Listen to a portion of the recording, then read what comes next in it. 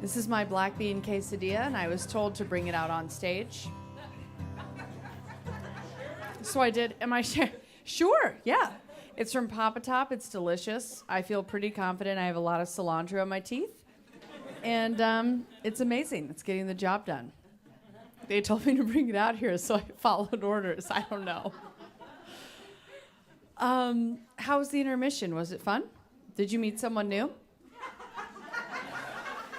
We were talking about the laughter that's coming from all of you, and our next storyteller, Kiren, was, yeah, okay, so Kiren was saying that he actually sometimes hears laughter within an audience, and he decides that he wants to date someone from the sound of their laughter.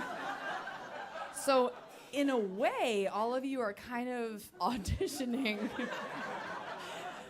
for Kiren in my mind. Now, almost as if I'm Kiren's older sister or something, I frequently embarrass him by the way that I introduce him, which is that I feel like I often tell people in Gainesville, Kiren's like a kind of sneaky hot. And then when I say that to someone, they're like, it's not sneaky, Taylor, he's just hot. And the amount of people I have said that to about it's just, he's so angry at me right now. But these are the kind of introductions I always give him. But it's true. I say this to people, and they're like, there's nothing sneaky about it. Anyway, I have cilantro in my teeth. So we're going to bring out Kiren. Kiren Valjee is the owner of Third House Books. Do you know it? Yes, it's a wonderful independent bookstore. He does great things for Gainesville. And what I love about his bookstore, there's so many great things, but he really tries to highlight authors that are from Gainesville and that have specifically graduated from UF, which is really fun. And then also he has like a section for authors that write children's books, and he has talks and podcasts recorded in his store, and he just does wonderful things for the community. So Kiren's really involved, and he's looking to hear your laugh so that you can go on a date. This is like a totally new idea for Tinder that Kiren has come up with. The other thing is, tomorrow is Kiren's birthday. I know. So it's his birthday eve. And while he comes out on stage, why don't we just sing to him, okay? Here he comes, but sing to him. Happy birthday to you. Happy birthday to you. Happy birthday, dear Kiren. Happy birthday to you.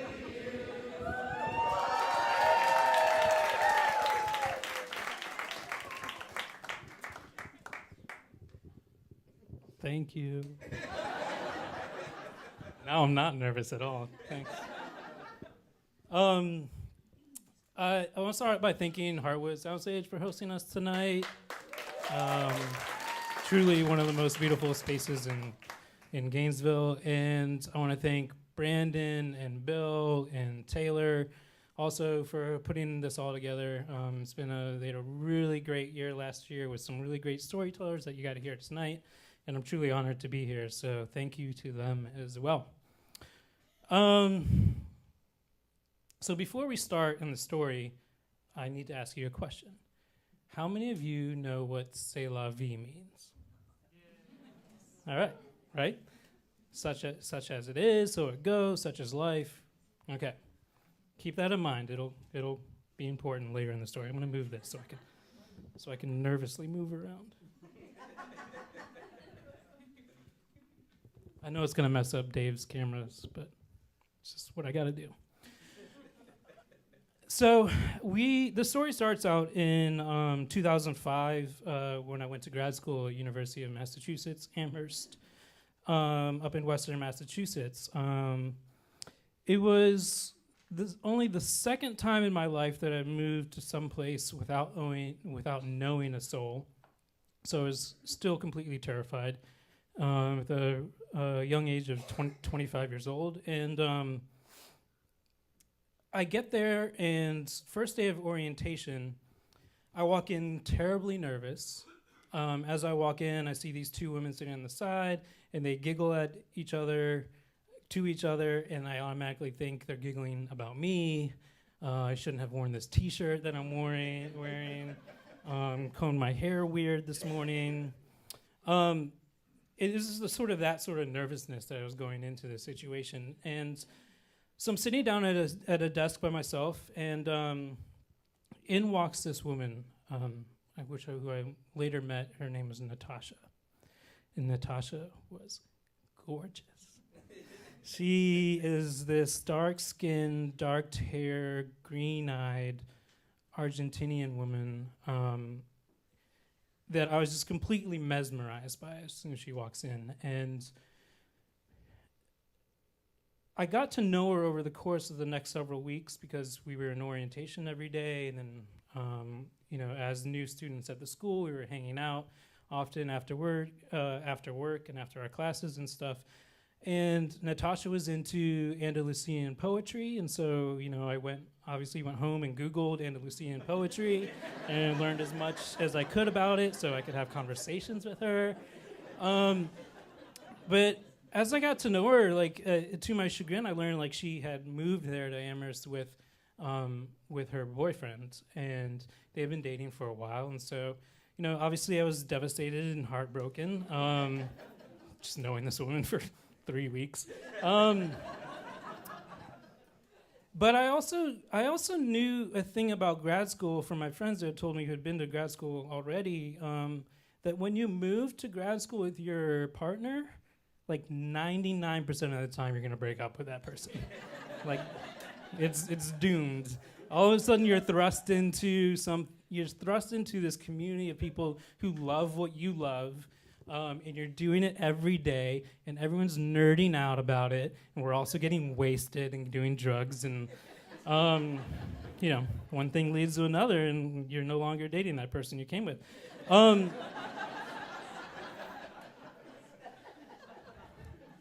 And because they often followed you, they're they don't have a job, so, just things aren't working out. So when your partner asks to move with you to their grad school, just break up immediately.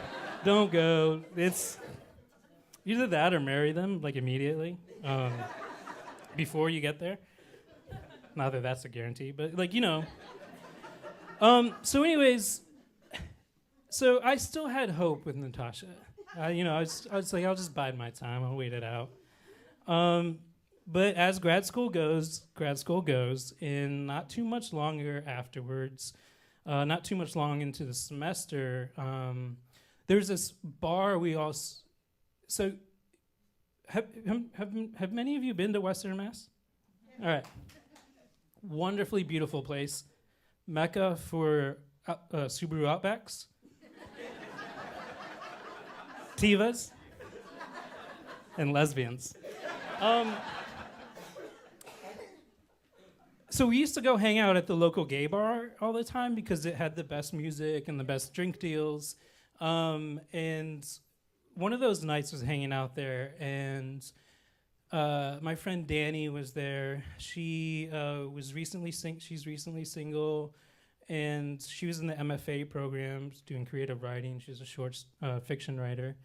And we were hanging out at the bar, and we had a PBR, and we had another PBR, and another PBR, and we were talking, we had another PBR, and then we were making out. I was the first dude that Danny had made out with in 7 years, she said. So obviously I felt honored.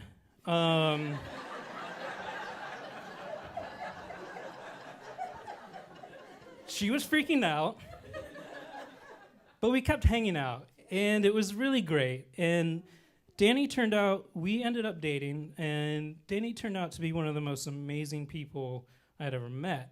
And she taught me so many things, taught me so much about writing, so much about people and family. She had a really great family that I was super envious of, and she taught me how to be a good lover. And Danny had a diagram up in her bedroom wall.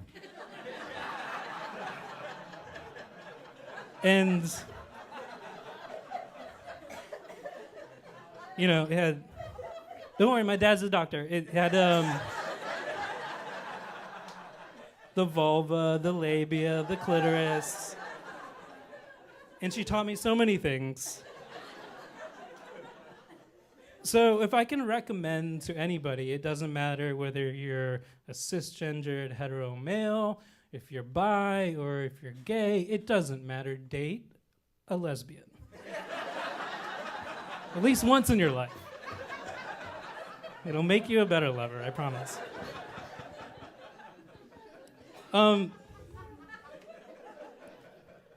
But after like around 9 months or so, Danny smartened up and we broke up and she went back to women. And during that time that Danny and I were dating, Natasha was single. And I knew that and I could see that. And to be honest, it probably contributed a little to why Danny and I broke up, because I was still kind of obsessed with Natasha. And but by the time Danny and I broke up, Natasha was now dating my good friend Shahryar. So yeah, someone's a fucking English major in here. So what I forgot to mention was Natasha, as I went to grad school for English, and so it just seemed all too much. Natasha being a Russian literature trope for the seductress, and I had fallen for it. And now she was dating Shahryar, who some of you may know is King Shahryar from 1001 Arabian Nights. And briefly, I'll tell you, in case you need a reminder, King Shahryar, he was in love with his wife, but then she cheated on him, and so he murdered her. Just another day in the world. And yeah, I know. And so after that, he would court a woman every night and sleep with her and then have her executed the next day out of fear for her betraying him again. And until Princess Scheherazade came along, and she was a smart one, and decided to tell the king a story that night, and the story lasted till the morning, and she would be careful not to finish a story, and they would be tired, and she said, I will finish the story for you the next night. And so she would, live another day, and she did this for 1001 nights until King Shahryar was completely in love with her and had forgotten his neuroses and decided to keep her alive. It's a romantic tale.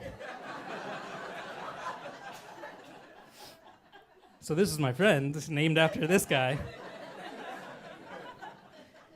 And here he is with the seductress, Natasha. And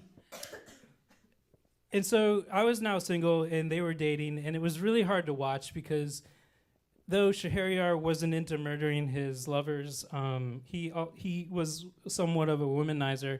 He's the son of a diplomat from Pakistan who grew up in Karachi, and if you want to live the sex, drug, and rock and roll lifestyle in the Islamic State of Pakistan, you live in Karachi, and that's where Shahryar lived. And he was an MFA student. He was a novelist. He was already published. I could see it. So Natasha and Shahryar had this sort of tumultuous, contentious, sexy, passionate relationship, and it was difficult to watch as in the way that I admired Natasha and in the way that I was friends with Shahryar. But after we got to our third year, and they eventually broke up. It was inevitable, but it took that long, which is really disappointing. And I had one more semester left. I took a little longer than most there in my program, so But Natasha was graduating that semester, and there was we were it was like the last week of classes, and all of us were out celebrating the folks in our class that were graduating, and I was having a PBR, and so was Natasha, and Natasha had another, and I had another, and a couple more PBRs later, Natasha and I were hooking up after 3 years. And I was like, yeah, all right, yeah. The next morning, I woke up at her apartment, and it was like, I remember it being a really, really good night, and it was just sort of this thing, like you had admired someone from a distance, and so and you had lived your life, but like somehow it all comes together in this, and you finally get to spend this night together, and it just sort of, it was really nice, and we talked and had a great morning together as well, and then for the next week, like, she just dropped off the radar. She didn't return my texts or calls, and I was a little disconcerting, and so finally I texted her like, hey, I don't know what's up, but, can we just get together and talk? Like, no pressure, if it's cool with you. And she's like, yeah, no problem. So we went and met for a beer. So I was like, hey, I know you're graduating, you're leaving soon, but I just wanted to talk because, as I'd been crushing on you for 3 years. And she's like, yeah, me too. And I was like, yeah, it was really great, but I just want you to know there's no pressure. And she's like, yeah, I just don't think I can do long distance and stuff like that. And I was like, yeah, no problem, that's cool. I totally understand. It's just the way things go sometimes. Like, you can fall in love with someone immediately, but you never get the chance to be together, and then things just happen. C'est la vie. And she looks me in the eye. She says, I love you too. And I'm like, fuck.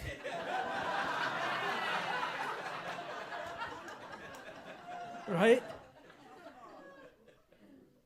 A million things are running through my head in a second. It settles on two main things. What do I do? Do I correct Natasha? And say, oh no, my dear, that's not what that means. I don't love you, or at least I wouldn't say it in fucking French, I don't know. Jesus Christ.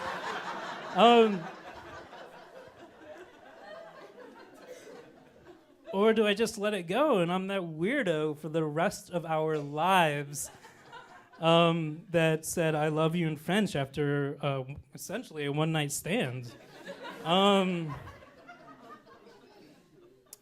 So obviously, as an Aquarius, I decided not to say anything. Just gonna let it go.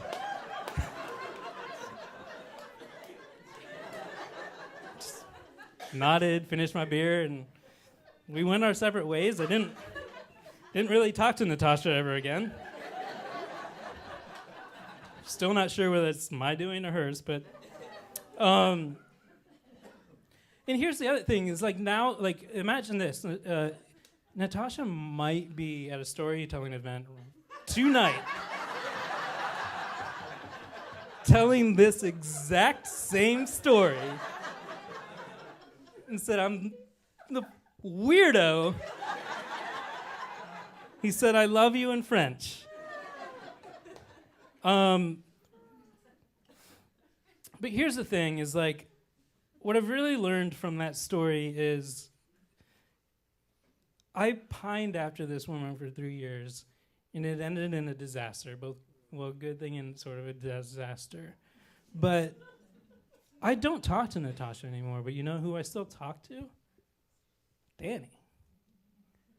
Danny is the loveliest person in the world. And Danny got married, had a kid, and just recently, unfortunately, got divorced from her wife. And one of the first things she did is reach out to me, and that made me really happy. And it taught me that there's these people you meet in your life, and you can get really, really close to, extremely close to, for just a really short period of time, and those are the people that leave an imprint on you. And you can pine about someone for a distance for years and never think of them or talk to them ever again. So I'm very thankful for all of those experiences, and I'm thankful for those 9 months that Danny gave me, and I'm thankful that she came to her senses and also left me, because she wouldn't be the person, she wouldn't have this beautiful human being in her life as her child. So that's pretty awesome. Thank you.